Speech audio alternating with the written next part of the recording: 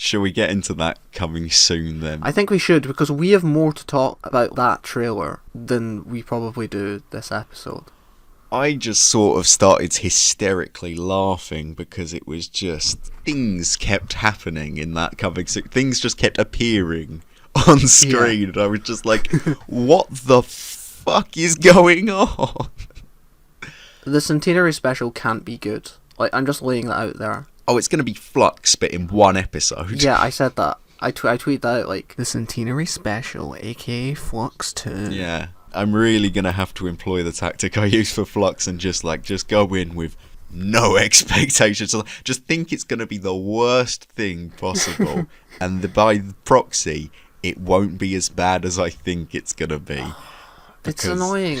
Yeah, this is what I was saying, like, earlier, though. It's like Chris Chibnall just seems like... It's like more is better.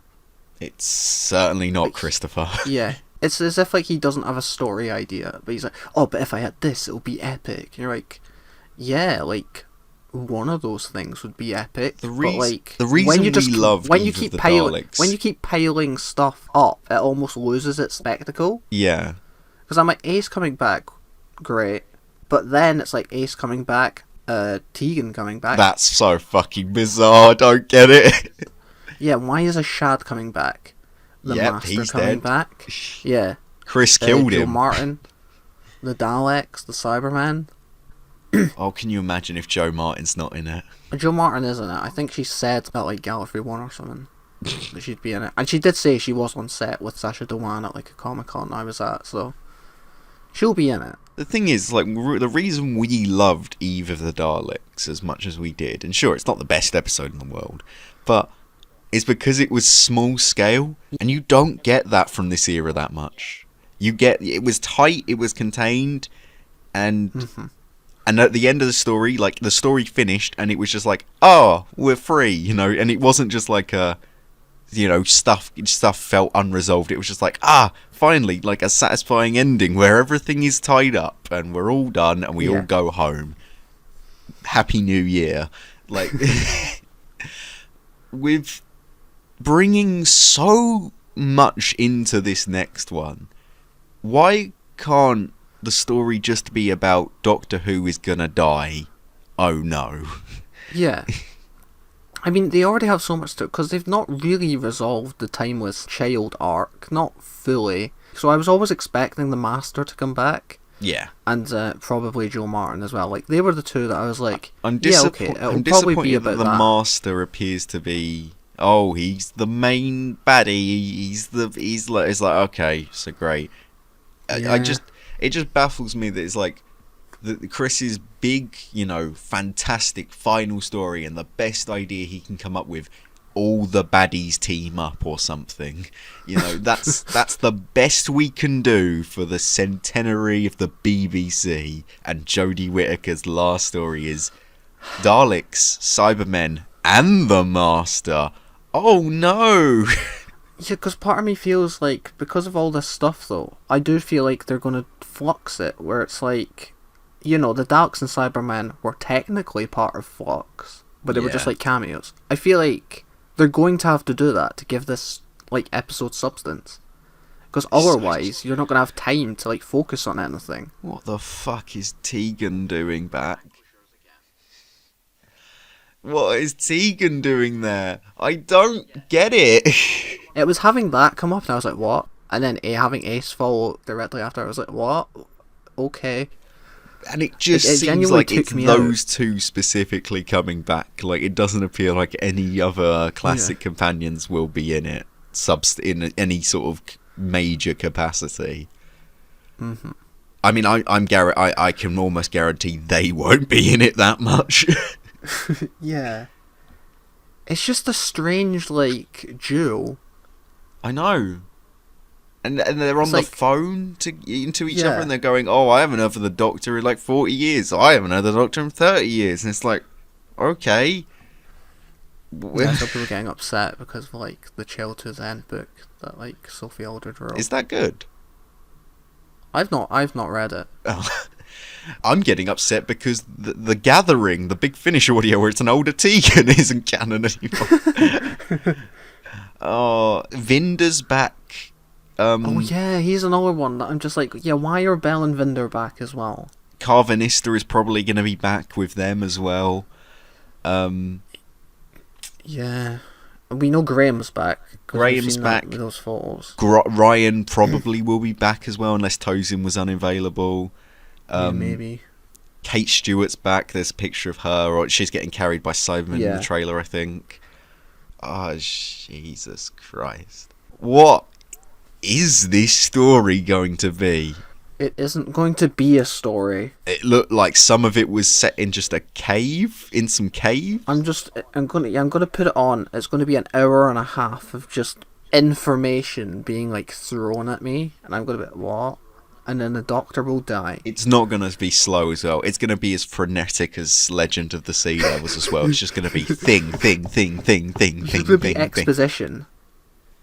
It's just like, even from the trailer, it's like, you see the Master, like, he goes from, like, clean shaven. Also, side note, I'm really not a fan of Sacha Dhawan's new look. I'm not, he's wearing, like, this brown shirt. Yeah. And, like, he's got no beard. He just doesn't look like, he just looks like Sacha Dhawan turned up. It doesn't look like the Master. That's beside the point. To be fair, we did go from, like, one of the best Master looks, though. Like, I think his, purple get-up is like great. Even though I really don't like the Series 12, all of it, he's amazing as the Master. he is one of the best new series Masters. I know that's not saying much when you've got like stuff like Series 8 Missy and but I prefer Michelle Gomez over John Sim. No, we're not getting into Master. We'll talk about that afterwards. But yeah, he goes from like clean shaven to like Rasputin, like massive beard and flowing locks, like at the end of the trailer. I feel like we'll first see the Master with like the long hair and the beard. Right, okay. I feel like that'll probably be like, I don't know, what he's been up to since the Series 12 finale. And then he'll probably clean up. Yeah, that actually makes a lot more sense. But yeah, the editing kind of threw me there. Yeah, I hope the Ashad thing is like just the flashback, because I cannot see how he could slot into really anything to do with 13's final story. He's back because, and I guarantee you this will be the dialogue, the Master says, I reversed the polarity of the TCE, and that's why he's back. Something but, like, dumb. Why, like that. though? Like, they didn't even get on. Is the I thing. thought the whole point he shrunk them because they had conflict. If he hadn't killed off... if Chris hadn't killed off Ashad, fine, he comes back in this one. Cool. Yeah. But it's the fact that he killed him off, and like his dead corpse was like the key of like of so much of the plot, and then Gallifrey fucking exploded with his like tiny corpse on it. It's like, what is this? Why is he, like, you killed him off, Chris? Why is he back? Watch Chris Chibnall end this with Gallifrey being fine again. Oh, can you imagine? I could just see like some like big like reset thing happening. Well, he's already talked about how like he's pretty sure that RTD will just ignore the Timeless Child stuff, which I think like in the way he's talking about is like where every showrunner sort of does a clean slate, really. Yeah. So I don't think like which is so weird why he's done it, because everyone says that he's done it to open up the universe and stuff, but it hasn't really done anything. Yeah, and then he's even admitting that people can just ignore it. So it's like, oh, okay, so it was just all for nothing, really. It was just, and he's like, oh, it opened up so many stories. It's like, you gonna tell any of those stories? Nope. Cool. Yeah. I don't even think it does open up that many stories, because for a show where the character can go anywhere, do anything, can change who they are, it's like, what does it really open up? And like, time can be rewritten all the time. Like, that's always been a thing in the show. Like even in like Orphan 55, they talk about, oh, this is just one timeline. It's like, there's no fixed like, there's fixed points in stories where there needs to be a fixed point, but other than that, Doctor Who can pretty much do whatever it wants. So this whole idea of like, well, we need to completely change the Doctor's past. Do we? We can just ignore the past if it's not relevant. Just don't talk about Gallifrey or any of that stuff. I thought that's what we were doing, Chris, in like series 11, because they barely talk about Gallifrey or any of that. How is this the same man who wrote series 11? Yeah. It is weird. Like, Series 11 is so just tame. it's so different from everything It's so else fresh. that's come It's so after. tame. Yeah. And then everything after that is like... Series 12, he just threw everything at the wall, and then somehow with Flux he tried to up himself. I think I saw something earlier where it was like, Jodie's had more stories with old monsters than she has with new monsters. Yeah, which is weird considering our first series was all new monsters. Now it feels like it's like, oh, all I want to do is bring back old monsters. So first of all, Yeah. we'll just do all new monsters, and then I can in one series, and then I That's could what just Series do 12 felt like. It just felt like Doctor Who's greatest hits. yeah, like at least Flux to the begin with felt very different and felt like it was Yeah. trying to do new stuff. I think Flux had promise. It just should have been like twice as long, or just cut half of the pointless stuff out. Yeah, like the Grand Serpent or just Bellenvinder. I don't know.